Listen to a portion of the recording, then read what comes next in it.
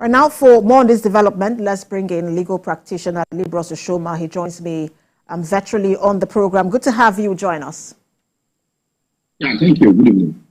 So before we even start this conversation, I just wanted to say that, look, everything we're talking about is still an allegation. And so it's from that understanding that we're going to be having this conversation, just because in Nigeria, once, these kind of things happen, you automatically become guilty. But I want to ask you, it's two ministers, from one particular ministry that are under investigation, the former and the current. What do you make of that? It shows that corruption is in Nigeria.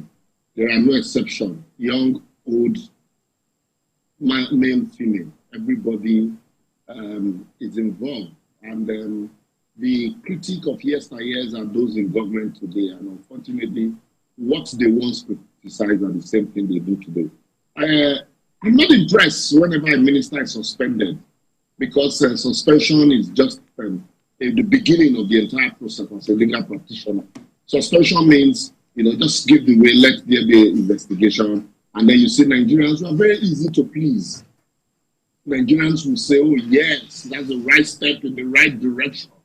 The right step in the right direction is any money that has been stolen, such persons, the money is recovered, the persons are prosecuted, and they are blacklisted from holding government office subsequently. And they are shown the way to jail. That's the way other society deter corruption, and not just suspension. I can give you a whole list of ministers that have been suspended, starting from Adenike Grange during Obasanjo's time, including Sunday Awoniyi, who was put on the stand for, ID card scam, and then the Mofas account, and all of those things, and subsequently to Jonathan's time and, Buhari's time of the free for all. So what it means is, if you look at the papers flying around, basically the minister didn't act alone. People were involved. Even the Director General that was suspended also didn't act alone. People were involved. So what it means is that really there are no exceptions in Nigeria. People see government office as opportunity. But Liborous, if I may come in, even in Buhari's time, there was Kemi Adeosun who was suspended. And one of the things that the common thread, with all of this is that most times when people are suspended, they just never return. And so people wonder, even when they are cleared, they never return. You see. And so, yes, it's a way of the government. So can we also then say, Mr. Liborous, that is this the end for her? And is that the right move to make? You see, it's a way of the government trying to, pluck low-hanging fruits, buy up, show up goodwill, you suspend, and then the persons never return. At the end of the day, one day, someday, somehow, the court clears them, and they never return. Somebody else's office, another will take, and the business will continue until somebody else is suspended, and Nigerians will continue in that same story. The question you should be asking is that, can you truly conduct a social intervention program without an accurate data anywhere in the world? This same social intervention program is working well in Lesotho, it's working well in South Africa, and it's working well I'm talking about Africa now, it's working well in other countries. But how come in Nigeria, it is not working well? It is not just the ministers, it is not just the DG, but there are people also in the ministry who will stuff the list with names of both dead and living people. After under Buhari, we saw dead people getting appointment. People in the ministry, people who are related to those in government, we stuff names, non-existent names. We saw how the former minister shared how many billions under the table in a matter of days. Even the COVID palliative, how are they being shared today? Because there are no data for accounting for this money. You just transfer 5 billion, 500 million to somebody and say, please, help me share to the vulnerable. Who are these vulnerable?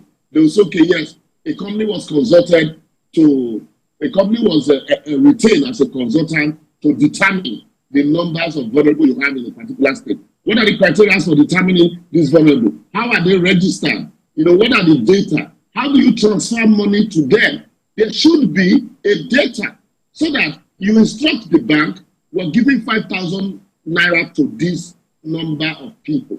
And this number of people are beneficiaries. So anytime the television, the journalists, the lawyers looking for information, with a click of the button, you see 100, 1,000, 2,000, 3,000 people who are beneficiaries of this same social intervention fund. In UK, for example, even before this cashless system, I remember every Tuesday then, people go to the post office to collect their benefits, those that are on benefits. I have never heard that somebody embezzled the money meant for social intervention, because there are data, there are information. But I get you what you're saying, because we cannot say that two ministers, former and current, that's a coincidence. Is there also an urgency, an emergency to that kind of process? Because we're talking about cash and vulnerable people. Is there also an urgency and emergency to that kind of process that puts you in a place where, because you have to act out of urgency, as it were, you put aside processes and procedures and then act? Is there also a sense in that kind of ministry? Do you cut your nose to spite the face because of urgency? It is consistent. It's almost like a slush fund. Let me tell you, I told somebody day before yesterday in Benin, and I said, Betta Edu is going to be suspended, and after suspension, a detailed investigation will be conducted into the affairs of the ministry. 1 or 2 persons will be charged to court, and the matter will be warehoused in court, and that will be the end of the whole process until another one happens. I'm not a prophet of doom, but because I have seen these things consistently in Nigeria, I have stayed in this country for too long to understand the way these things work. I have seen it. It is the same process. And so, you now have a situation, it's okay, it's an emergency situation, you want to give out conditional cash transfer, you want to assist the vulnerable. The first thing is identify this vulnerable, put a structure in place so that the next person that is coming will not have to be identifying the vulnerable again. Where the cocoa is, where the cookie jar, really, the honey is kept, is the identification of the vulnerable.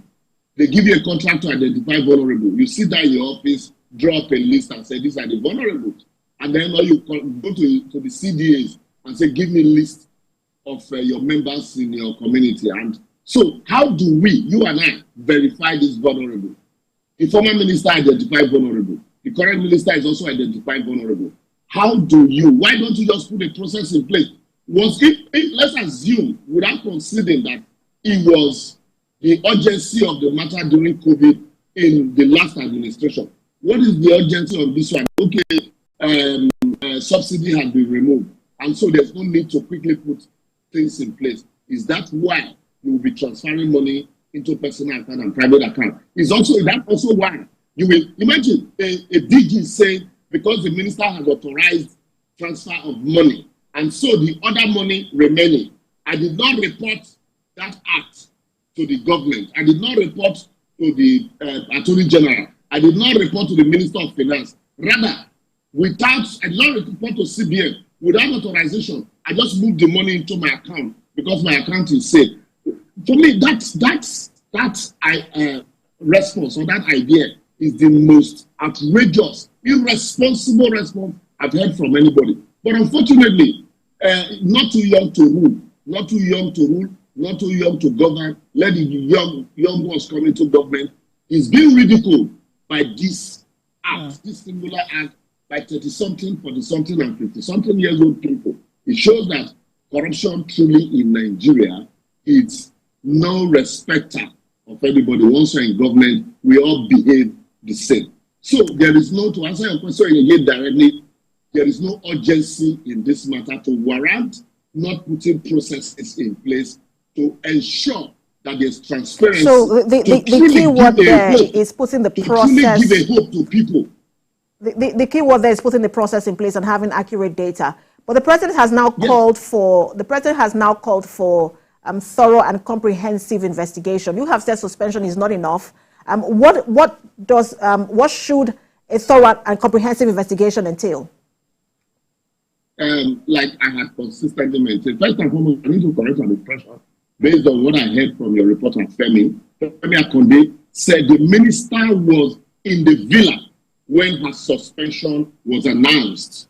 So she was in the villa. It was after her suspension was announced that she left the villa. And not that she came to the villa, as it's been speculated, after her suspension, she was not able to see the president. She probably was with the president when her suspension was announced, just like Gowon was in OAU meeting at Addis Ababa when his overthrow was announced and then he had to leave.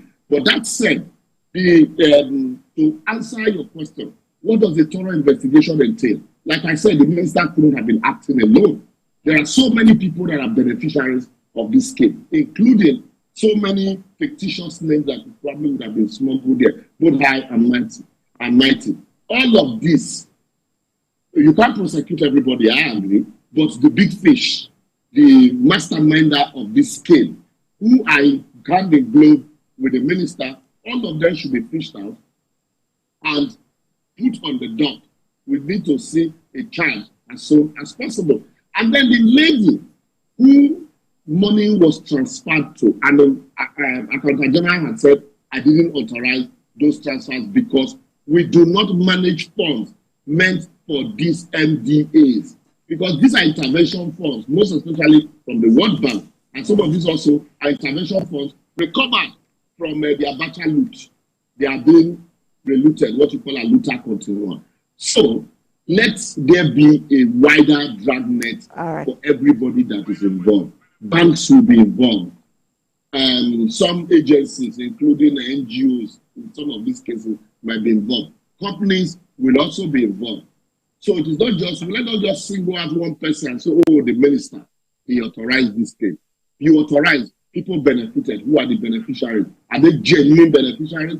If they are not genuine beneficiaries, how come? And how long have they been benefiting from this? The former minister also needs to explain. And those people that were sharing money on top of the table with her. All right, but let me also ask you about the NSIPA agency. Mr. Liborous, sorry, because I have just a minute left, and I wanted to quickly throw this in, because it looks like, there is something porous about that NSIPA, the processes. How do you think that also can be, safeguarded to forestall future occurrences like this? Like I said, a small country like Lesotho is doing its social intervention program without hassles. So it is not rocket science. The first thing you need to do is, what are the indices for determining who is vulnerable? And who are these people who are vulnerable? Where is the data for keeping them? And who are the banks?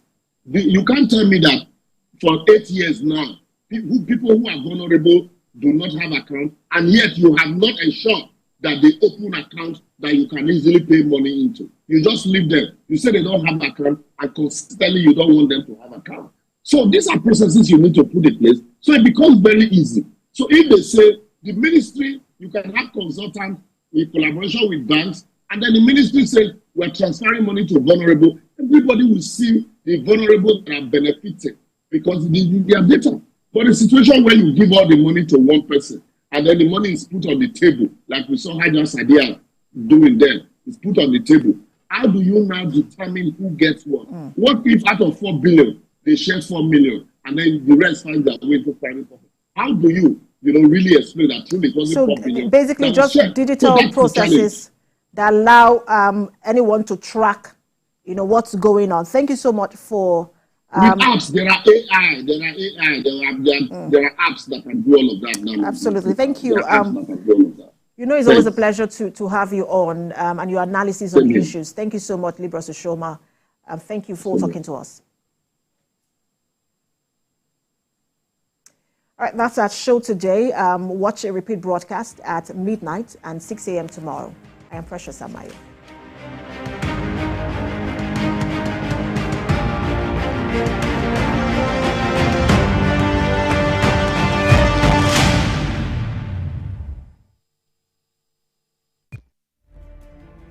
Politics is defined as getting what, where, when, and how. But in the mix, many things come to play to shape the political fortune of any country. Honorable Minister, that's how you misinform the public.